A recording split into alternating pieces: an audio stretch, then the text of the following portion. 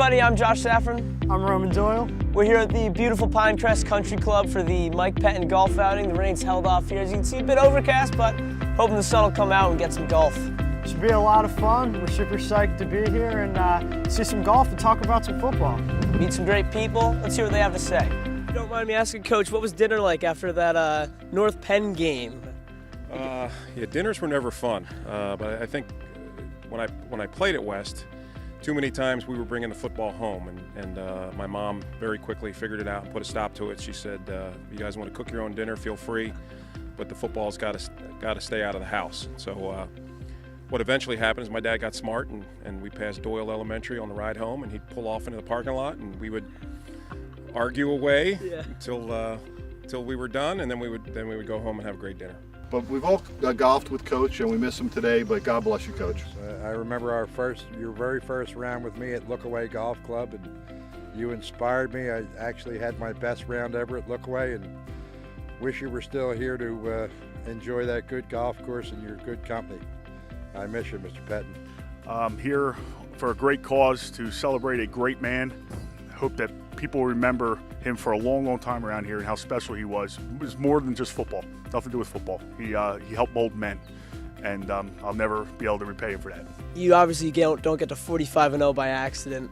How did Coach Pettine mold these boys to be that successful? I tell you what, you can't even describe it or put it in the words what he's meant and what he's done for so many people. It's unbelievable. I live up in Rhode Island now. So does Brian Callahan, but we played football all through college, and the tradition and coaching we had here was, in my opinion, far better than anywhere I've ever been, even through the college ranks. And it's, again, something you can't even put in the words what he's done, and the belief and faith that he had in every single one of his players is by far one of his best attributes. So what was your experience with West football?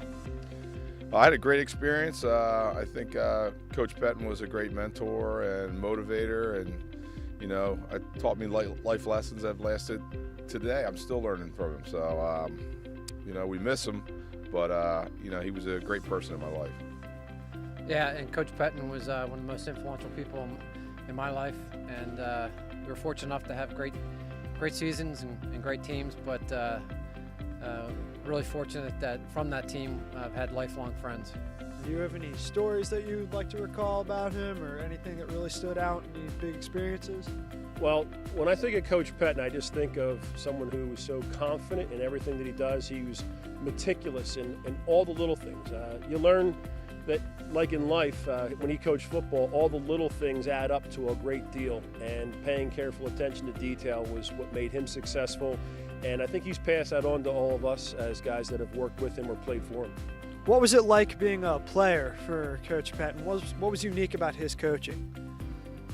Well, he definitely instilled a fear of failure in me, and always had a lot of pressure, which certainly helped as an adult, learning how to kind of go after things when the going gets tough, So it's an honor and something that I take throughout life. Fran Golden, graduated class of 2001. All right, just a few state championships there, not a big deal.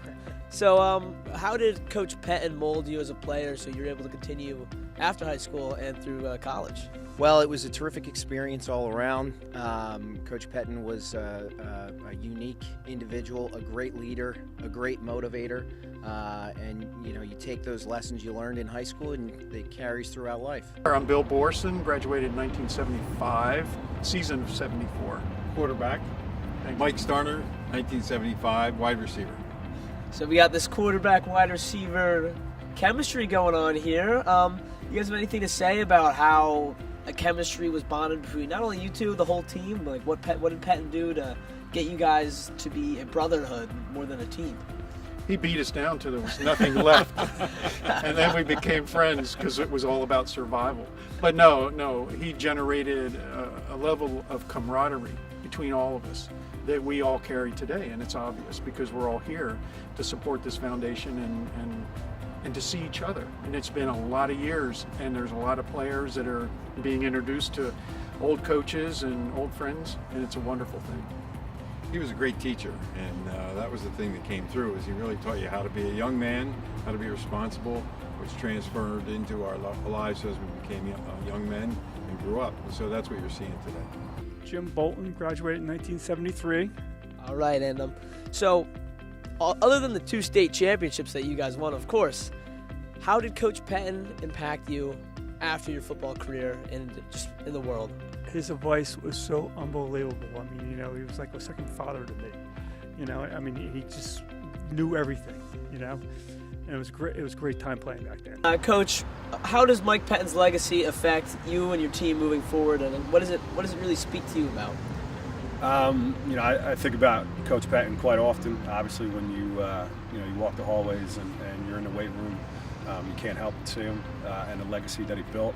I think ultimately for me personally, I'm grateful for the opportunity to be able to step into a program that has expectations that are already as high as they could possibly be. Me personally, I wouldn't want it any other way, and I think that's just the kudos to him and all of his players to the program that they built, which in my opinion is the most premier distinguished program in southeastern Pennsylvania. One of his favorite words was baby, to emphasize a point. And so anytime I hear that word now, I always think of Coach. Being yanked in and out of the game, come on, I got another play for you. Get in there. That kind of stuff. Or he would turn to me and say, "You just threw an interception. Didn't you see that guy?" "Coach, I never saw him. I never saw him."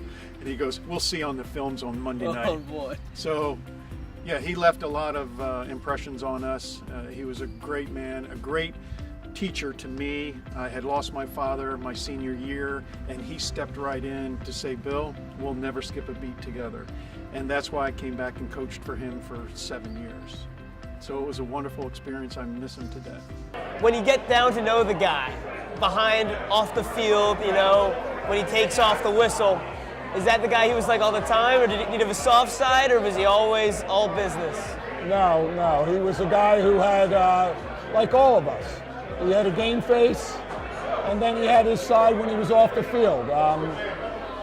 Very caring, liked to laugh, liked to tell jokes, loved to fish, play golf, loved to watch other sports on TV or go to them in person. But anything that dealt with competition, whether he was coaching, playing you in a game of darts, playing you in golf, his competitive level was off the charts. But then we did something a little bit different.